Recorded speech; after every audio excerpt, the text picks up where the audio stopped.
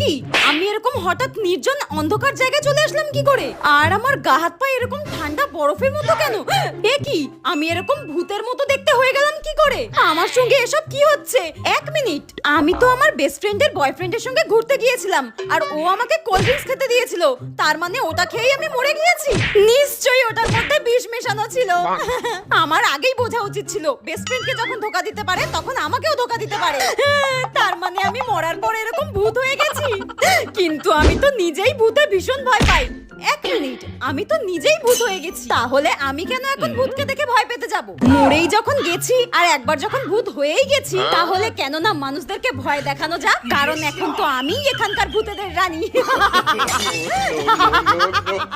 এই তোর আগে থেকে আমরা 100 বছর ধরে এই গাছে রয়েছি, আর তুই একদিন এসে আমাদের ভূতেদের রানী হবি? দেব দেখবি সোজা তাল গাছে পাঠিয়ে। না না, আমি এখানেই